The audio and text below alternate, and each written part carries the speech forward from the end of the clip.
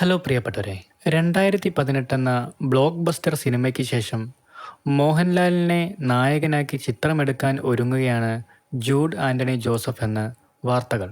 Jude ആൻ്റണിയുടെ കഥയ്ക്ക് മോഹൻലാൽ താൽപ്പര്യം പ്രകടിപ്പിച്ചുവെന്നും വാർത്തകളുണ്ട്. Aashirvad cinemas ആയിരിക്കും ഈ ചിത്രം നിർമ്മിക്കുക എന്നാണ് സൂചനകൾ.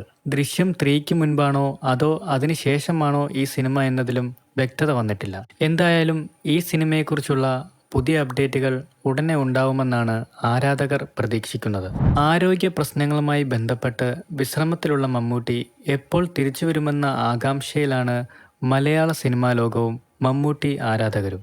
എന്നാൽ ആരാധകർക്ക് പുതുപ്രതീക്ഷ നൽകുന്ന വാർത്തകളാണ് ഇപ്പോൾ എത്തുന്നത്.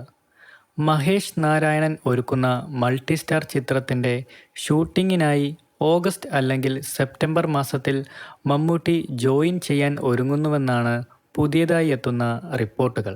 ഇപ്പോൾ ചികിത്സയും വിശ്രമവുമായി അദ്ദേഹം ചെന്നൈയിലാണെന്നാണ് വിവരം. ജിതിൻ ജോസ് ഒരുക്കിയ കളങ്കാവലാണ് മമ്മൂട്ടിയുടേതായി അടുത്തതായി എത്തുന്ന ചിത്രം. വീഡിയോയെക്കുറിച്ചുള്ള നിങ്ങളുടെ അഭിപ്രായങ്ങൾ ഉറപ്പായും കമൻസായി രേഖപ്പെടുത്തുക.